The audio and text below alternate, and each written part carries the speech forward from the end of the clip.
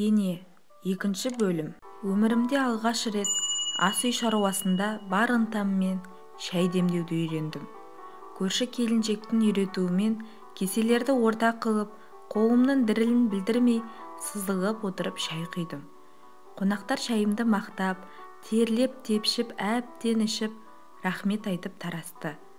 Алғашқы сынақтан осылай құтылдым. Алда енді не болар екен деген уайымымды жар құшағы сейілтті. Ертесіне қалған қонақтар қайнапке, жезде, балаларымен үйлеріне қайтты. Сосын енем келіп үй жинап түскі ас дайындап қой, деді. Енем ұзын бойлы, аққұба, арықша келген, түсі суық, сөзі нық, жүріс-тұрысы ширақ, жылдам, тура бір әскери адам секілді. Бұйрық береді, болды. Артық ауыз әңгімесі жоқ. Жақсы, деп үй жинай бастадым. Не қайда, қалай, барлығының шет жағасын кіші қайнапкем көрсетіп кеткен болатын. Түскі асқа сорпа жасадым. Анамның жасағанын көретінмін. Сол секілді кішкене ет, көксөк, тұз салып пістау дегенде дәмін көріп өшіре салдым. Көрші келіншек үйреткендей жақсылап шай демдедім. Бәрі дайын болғанда енем мен күйеуімді тамаққа шақырдым. Үшеуміз отырып тамақтандық. Енем: айналайын-ау, мынауын құр сылдыр су секілді болыпты ғой. Кішкене бір күлше илеп, кеспе қылып салып жібермедің бе? Деді. Мен не дерімді білмей күйеуіме қарадым. Күйеуім үндемей сорпасын ішіп отыр. Сосын енеме қарадым да: мама, мен шынымды айтсам, тамақ жасауды білмеймін, дедім. Енем антарылып маған қарап қалды. Күйеуім де біресе маған, біресе енеме қарап қалыпты. Сосын енем үндемеді. Орнынан тұрды да тоңазытқыштан кешегі тойдан қалған піскен етті турап, қалған палауды жылытып әкелді. Менің пісірген сорпамды ысырып қойды. Сөйтіп, ыстық көк шай демдеп әкел, деді. Шәугімді қайда қойып, сүт қатқан шай секілді қою көк шай демдеп әкелдім. Құйып беріп едім, енем бетіме бажырайып қарады. Сөйтіп орнынан тұрды да мені ас үйге ертіп апарды. Сөреден басқа чайник алып, көк шайды осыған демдейсің, деп аз ғана шай салып, қайнаған су құйып көрсетті. Сонан кейін отырып шай тамағымызды іштік. Барлығын жинастырып, бөлмеме келген соң күйеуім маған күлді. Шынымен тамақ жасай алмайсың ба? Тіпті шай демдей алмайды екенсің ғой. Саған ешкім үйретпеді ме? Анан, жеңген, әпкелерінше, деді. Мен қатты қысылып қалдым. Өзім үйренген жоқпын, деп шынымды айттым. Күйеуім үндемеді. Сонымен енем мен күйеуім таңертең ерте жұмысқа кетеді. Мен үйде үй шаруасымен айналысып қаламын. Үй жинауын жинап сыпырып қоямын. Бірақ тамақ жасау мен үшін қиын еді. Әлгі көрші келіншекке барамын. Ол келіп көрсетіп үйретіп кетеді. Кейде келе алмай қалады. Мұндай кезде бар білгенімді жасаймын. Енем мен күйеуіме бірде ұнайды, бірде ұнамайды. Тамағым дәмсіз болып қалған кезде енем барлығын айтып түсіндіреді. Ол кісінің маған ас үй шаруасын үйретуге уақыты бола бермейді. Мектепте жұмысы көп еді. Одан қалса ауданға барады. Бітпейтін жиналыс, тексеріс дейме, әйтеуір жұмысы көп еді. Күйеуім де кеш келеді. Ауданда жұмыс істейтін. Одан қалса 2 сиыр бар. Таңертең енем сауып кетеді. Кешке көрші келіншек сауып, күнде 1 литр сүт алып кететін. Бір күні күйеуім: сиыр сауып үйренбейсің бе? Қашанға анам сауа береді? Әлде үйренгім келмей ме? Деді. Мен тағы не дерімді білмей: олай болса үйретсенші, дедім. Сөйтіп сол күні кешке сиыр өрістен келген соң күйеуім сиыр сауды үйретті. Күйеуімнің қолы епті, сылдырғатып тұрып сауып жатыр. Сөйтсем мен жоқта енемнің қолы тимеген кезде өзі сауып алады екен. Содан 2-3 күнде сиыр сауды да үйрендім. Таңертең де, кешке де өзім сауатын болдым. Үйренгеніме қуанып қалдым. Енем ештеңе демеді. Көрші келіншекпен құрбыдай болып кеттік. Пысық, тықылдап қалған келіншек еді. Сол құрбымнан нан илеп, қамыр жаюды үйрендім. ас үйдегі көп шаруаны сол көрші келіншек үйретті. Есесіне күнде сүт алатын. Келіп шай ішіп, осы ауылдың барлығын сырттай таныстырып, ауылда болып жатқан жаңалықтардың барлығын хабардар етіп отыратын. Әйтеуір мені үйретіп те, өз тірлігін жасап та, шай ішіп, әңгіме соғып бәріне үлгеретін. Мен оған қарап таң қалатынмын. Мен ертеден кешке дейін жүріп, үй шаруасын әрең бітіретін едім. Арада біраз уақыт өткен соң, енем менің анамды, туған туыстарымды шақырып, есік алдына кішігірім етіп құдалық той жасаймыз деді. Сөйтіп тойға дайындала бастадық. Ауылдан анам, біраз туыстарымыз келетін болды. Есік алдына үлкен палатка құрып, әдемілеп безендіріп той жасадық. Мен ақ көйлек киіп қалыңдық болдым. Анамдар біраз адам болып келіпті. Күйеуімнің туыстары, әріптес достары келді. Қайнапкелерім, енемнің жұмыстағы әріптестері келді. Алдымен келген кісілер үйге кіріп, бір-біріне беретін сыйлығын беріп, кигізетінін кигізіп, ырым, салт жоралғының барлығын жасап, сыртқа шығып стол басына жайғасты. Анам менің келген жеріме көңілі толып, қуанғаннан сол тойымда ішімдіктен көбірек ішіп қойып қысып қалды. Сөз сөйлегенде мені әбден мақтады. Сосын құдалар биінде аяғы шалынып құлап қала жаздады.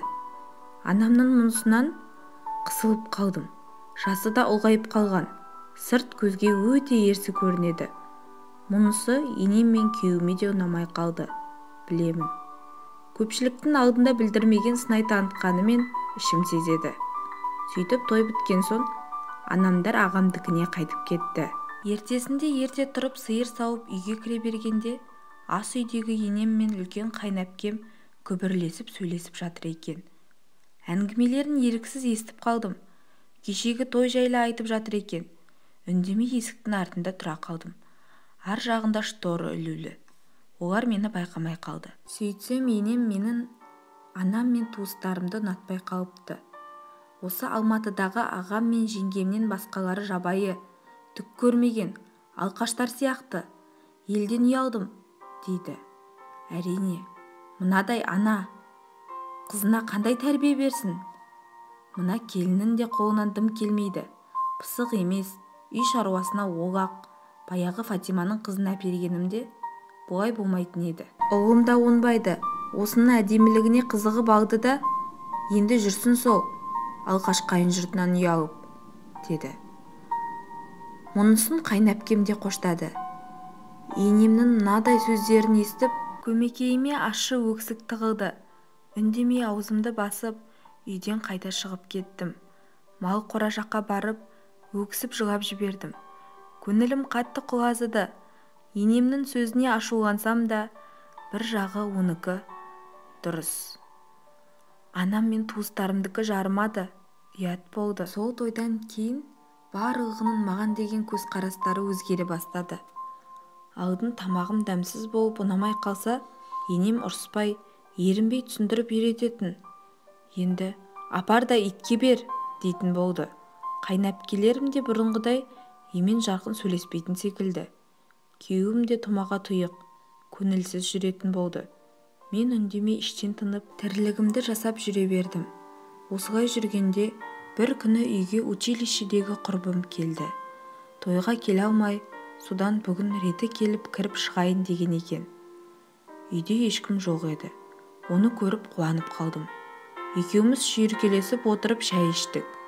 Ол менен отбасылық өмірін қалай деп сұрап жатыр. Мен мұңайып, болған жайттарды айттым. Ол да мұңайып мені жұбатып жатыр. Сосын одан енемнің Фатима деген құрбысының қызы жайлы сұрап едім. Ол жағдайдан құрбымның хабары бар екен. Фатима енемнің құрбысы екен. Күйеуі қызметте істейтін, жағдайлары түзу, осы ауыл арасында беделді отбасына ұқсайды. Сол құрбысының жалғыз қызын менің күйеуіме айттырып жүрген екен. Тек күйеуім ол қызды ұнатпапты. Анасының көңілі үшін қарсылық білдірмей жүре беріпті. Мені алып келетін кезде анасы сол Фатима құрбысының қызын алып келе жатыр екен, деп ойлап қалыпты. Мені ұнатпауына тағы бір себеп осы екен. Бұл әңгімені естіп, одан әрі көңілім құлазып қалды. Сөйтіп құрбымды шығарып салдым. Осылай көңілсіз күндерім өтіп жатты. Енем ұсақ түйекке жиі ашуланып, маған тиісе беретінді шығарды. Әр ісіме мін тағып отыратын болды. Мін тағатындай да бар шығар. Мен кір жусам, менің жуған киімдерім кір ашылмай сұп-сұр, өңі қашып кеткен сияқты болып тұратын. Көрші құрбымның жуған киімдері ағы ақ, қарасы қара, көгі көк болып, қатарынан тап-таза болып жайылып тұратын. Күйеуім мұны көріп, біліп жүрсе де үндемейтін. Бір күні күйеуіммен сөйлестім. Оның неге маған көңіл бөлмей, суық қарап жүргенін сұрадым. Сөйтіп едім, оны өзің де білесің ғой, қойшы, деп үндемей тұрып кетті. Оған не дейін?